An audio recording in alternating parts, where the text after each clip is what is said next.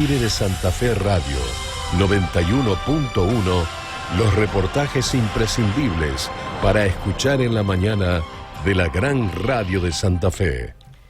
Está en línea con nosotros desde Uruguay María Elizabeth Ibaldi Rocha. Todos la conocen por Chabela. Cuando uno dice Chabela, inmediatamente surge Chabela Vargas. Esa costarricense, cantante mexicana, considerada una figura notable de la música ranchera, que además dejó montones, innumerables cantidad de frases. Yo estaba buscando justo una que decía: nuestra única misión aquí, y al final de cuentas, y al final de todos los caminos, es vivir para conocer el amor. Lo escribió y lo dijo Chabela Vargas. Yo me voy a permitir no decirle María Elizabeth Ibaldi Rocha, le voy a decir: hola Chabela, ¿cómo te va? Desde Argentina te saludamos, quien te habla Luis, y está Gastón en digital. Nosotros estamos transmitiendo desde un teatro, haciendo el programa de 6 horas, desde un teatro que está aquí en la capital de Santa Fe, mientras Gastón está en digital en la radio, una experiencia donde estamos haciendo una innovación con cámaras, con pantallas. Creo que nos estás viendo en este momento. Tenemos 2 pantallas atrás donde muestran la ciudad de Santa Fe, y ahora las 2 pantallas donde estás vos con Gastón y estoy yo, que te saludo, y vos que tenés un... ¿Qué es eso lila que tiene puesto? Esto es un pañuelito. No, lo que está abajo. Como un ponchito. ¿Un ponchito? Sí, no, un chalequito. Un chalequito. Un chaleco. ¿Está fresco Montevideo? Está fresquito, pero hoy es un día de sol, por suerte. Bueno, Muy soleado. estamos trabajando en la radio con Gastón, que está haciendo lo mismo en digital, sobre un proyecto de escuchar distintas voces que tienen que ver con el tema de educación, cómo impactó la pandemia. Gastón, bienvenido primero, y contale con quién ya hablaste, para que tenga idea ella, Chabela, que es secretaria de la filial uruguaya de la Organización Mundial para la Educación Preescolar. Vos le estás haciendo una nota que vas a publicar este fin de semana, viernes, sábado y domingo, en digital, pero es la segunda. La primera, ¿con quién fue, Gastón? Bienvenido. Hola Luis, buenos días. Sí, en la primera entrevista hablamos con alguien a quien Chabela conoce bien, con Mercedes Mayol Lasalla, que es la presidenta, es una argentina que preside, es la presidenta mundial, de la organización que nuclea a los jardines preescolar y a todo lo que es la educación inicial, ¿no? Los chicos más chiquitos de todos, que a veces uno piensa que pueden ser de los más vulnerables en este contexto de pandemia, que nos tiene con más de 6 meses, durante más de 6 meses las escuelas cerradas por los riesgos de contagio. Y una de las personas con quien hablé esta semana, y me pareció una visión muy interesante, es Chabela, porque Uruguay es justamente el país de la región que logró generar cierta presencialidad en las aulas, ¿no? Que logró que de alguna manera los chicos, con protocolos, con medidas de seguridad, puedan volver a las aulas. Fue muy dura la nota que tuviste con Lasalle, porque dijo algo así como: va a ser muy difícil salir y recuperar para los niños de esta situación, de este año tan complicado, tan dramático. Sí, yo comparto la visión de Mercedes, por supuesto, porque creo que como sociedad tuvimos algunos temas no resueltos desde el inicio.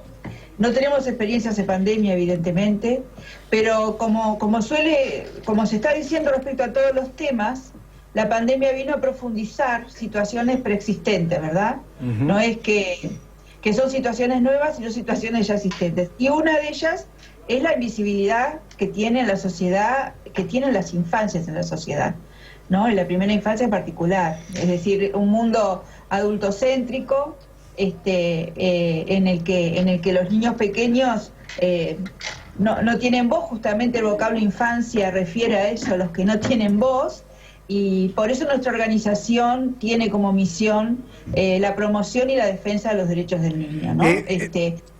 Pienso que no fue visibilizada la situación de la infancia.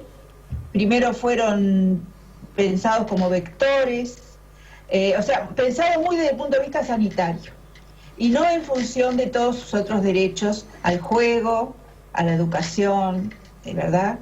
A una alimentación, a un desarrollo de todo su potencial. Mercedes le dijo a Gastón en la nota que hizo, Mercedes Mayol Lasalle, que es presidenta de la Organización Mundial para la Educación Preescolar, que esto es un desastre y que no sabemos las consecuencias que va a tener sobre la primera infancia. Y ahí quiero detenerme en esto. ¿Es más grave los chiquitos de 5, 6, 7 años que aquellos de 12, 11, 13?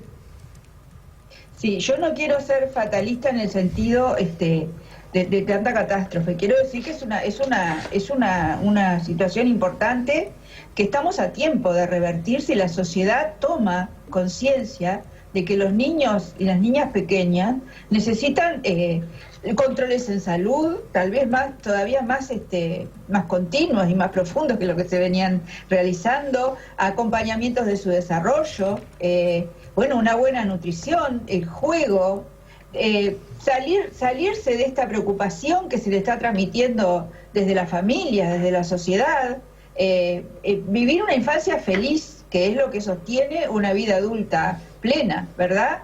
Y eso creo que estamos a tiempo, si todavía, que es lo que estamos trabajando en nuestra organización, desde los organismos internacionales, desde los gobiernos, se toman medidas que apunten hacia eso, ¿verdad? Y una de ellas, sin duda, tiene que ver con los centros de primera infancia, porque los centros de primera infancia es ese lugar donde se concretan los derechos de los niños. No solo por lo que logran los maestros, los educadores, sino y los trabajadores de la educación en primera infancia en general, sino por las redes que se crean con la salud, con la psicomotricidad, pediatría, psicología, nutrición, y eso está siendo un debe, pero un debe porque no se han tomado medidas alternativas al cierre de los centros. Si se cerraron los centros, pero las medidas alternativas no han surgido, ¿verdad? Antes de compartir con Gastón y José, que también está acá en piso, ¿y cómo hicieron ustedes, los uruguayos, para volver a clases? ¿Cómo lograron? Aclarando que Uruguay tampoco vive el apogeo económico, está con graves problemas económicos como gran parte de la región. ¿Cómo se logró? ¿De qué manera? Bueno, acá lo primero que hay que hacer es contextualizar la situación sanitaria de cada país, ¿verdad? Uruguay está en una situación sanitaria diferente al resto de América Latina, en la cual a partir de ciertas medidas como una acción preventiva, como una sociedad que respondió, una densidad de población baja y sobre todo un nivel de desarrollo científico, y sí, hay que decirlo, un ministro de salud que tomaba el cargo y que tiene una profesión médico y escuchó a los científicos, que nos permitieron desarrollar ciertas estrategias que hacen que aquí en Uruguay, cuando aparece un foco, que no es que no aparezca, se encapsula ese brote epidémico inmediatamente. ¿Por qué? Porque logramos desarrollar los test propios a bajo costo, y logramos realizar, cuando faltaban los hisopos, aparece otro grupo que en Facultad de Química elaboraron los hisopos, entonces se hace el testeo, se hacen las cuarentenas y se van encapsulando los brotes. Entonces no hemos tenido una difusión masiva ni comunitaria, como se dice, de esta pandemia. Esto hizo que a partir del mes ya en abril, pasado el primer empujón que era marzo, los primeros temores, empezara en un proceso progresivo a abrir los centros educativos. En principio por las escuelas rurales, porque se constataba que en muchos departamentos, ustedes le llaman provincias de nuestro país, ni siquiera existía un caso, ¿verdad? Y se empezó a trabajar. También hay una característica de nuestro país, que hay organizaciones sindicales fuertes. Las organizaciones sindicales de la educación tienen un perfil técnico también. Por ejemplo, si las autoridades proponían, empiezan todas las escuelas rurales el 23 de abril, allí los sindicatos, sobre todo la Federación Uruguaya del Magisterio, planteó la necesidad del protocolo, se trabajó por el protocolo, de las 900 y pico de escuelas que se pensaba empezar, en realidad empezaron 400, porque la Federación planteó que no iban a empezar aquellas que no tuvieran las condiciones, y después se fueron creando las condiciones. Y esas escuelas rurales, es una cuestión progresiva. Hoy en día están todas las escuelas rurales funcionando todo el horario, incluso con comedor.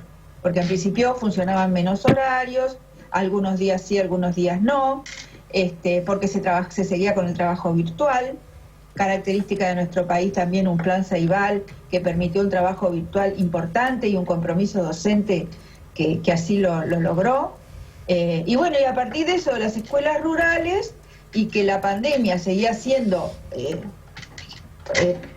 generalmente controlada, se empezó a pensar en mayo la apertura del resto de las escuelas, en las escuelas urbanas, también de la educación media y también de la primera infancia. Y eso fue un proceso gradual.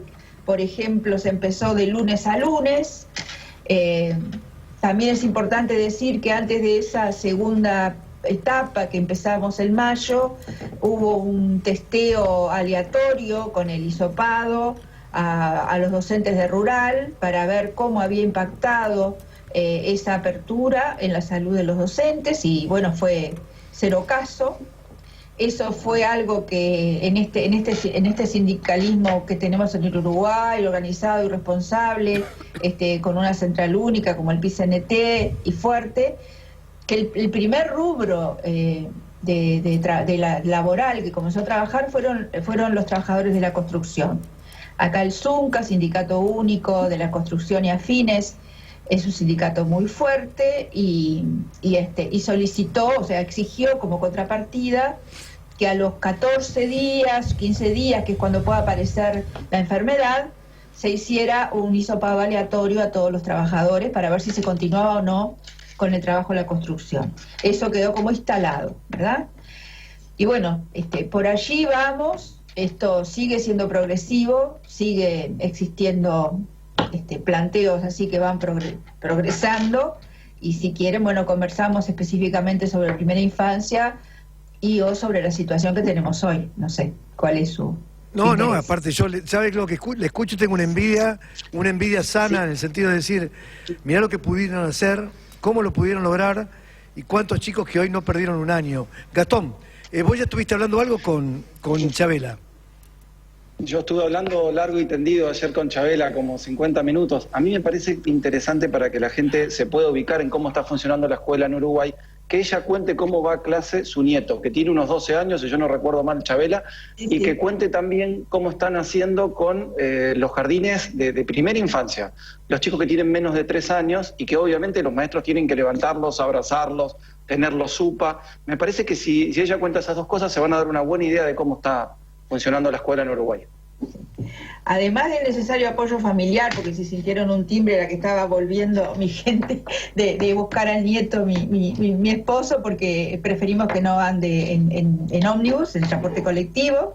Además de los cuidados que puede tener y que corresponden a cada familia, mi nieto va con, obligatorio el tapabocas, se organizaron, nosotros participamos como familia, yo en representación de mi hijo, mi nuera, por supuesto, en una reunión antes de la apertura de las clases en secundaria. Y pensamos que su primer año en secundaria para mi nieto era un cambio importante, lo tratamos de apoyar, y allí se planteó que los docentes, que se les dio autonomía, porque eso es así, es decir, si bien hay protocolos generales, reglas generales, después cada centro tiene autonomía, la autonomía llegó para esto, para otras cosas es más difícil que lo otorguen, pero para esto llegó. Y bueno, y en la institución de mi nieto resolvieron hacer un análisis de cómo habían estado actuando en virtualidad los estudiantes, es decir, en el periodo que se trabajó en virtualidad, quiénes se habían conectado más, habían cumplido más las tareas, quiénes en forma mediana, quiénes nada, y a partir de eso generaron grupos pequeños. Por ejemplo, el subgrupo no va todos los días, dentro de un grupo crearon subgrupos, el que iba con más frecuencia era el que menos había conectado, después había otro de frecuencia media, y después había otro que había tenido una frecuencia alta. Mi nieto estaba por ahí, entre la media y la alta, no pregunté, pero por los días que iba era por ahí, y le entregaban a la familia un cronograma de cómo iba a ser la asistencia, qué días tenía que asistir en la semana. Hace un tiempo se lo cambiaron, quiere decir que hubo otra revisión del colectivo docente, de la situación de los estudiantes, sin duda la hubo, porque también avisaron a las familias, a los padres que llamaran por teléfono que les iban a dar una entrega, una devolución, que no fue por calificaciones, sino por juicio, y tenía que ver con las actividades virtuales, porque las siguen realizando cuando no van.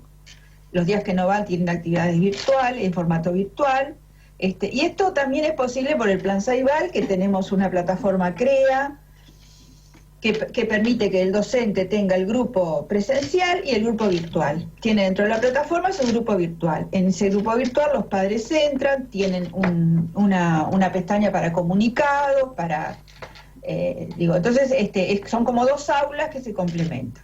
Acá hay mucho trabajo docente, mucha responsabilidad docente de los equipos, y también se comunicó a los padres en esa reunión cómo iba a funcionar el liceo.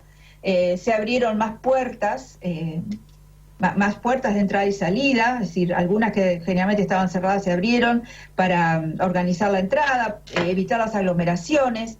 El ingreso y el egreso es escalonado, no salen todos juntos, sino que un grupo entra a una hora, otro un poco más tarde, otro un poco más tarde, o niveles por lo menos, primeros, segundos, terceros. Es decir, se pensó en una organización institucional que tuviera en cuenta las medidas que son las que hay que aplicar en este caso, ¿verdad? Evitar las aglomeraciones, el uso de tapabocas, sobre todo en los mayores. Ahora veremos lo que pasó en primera infancia, y todo lo que tiene que ver con la higiene del local. Menos horas también, menos tiempo, el tiempo también es un factor. Ventilación de los locales, es decir, con ventanas abiertas, con puertas abiertas. Sabemos que el virus se propaga más en locales cerrados, no ventilados. Y todos esos fueron medidas que se fueron tomando.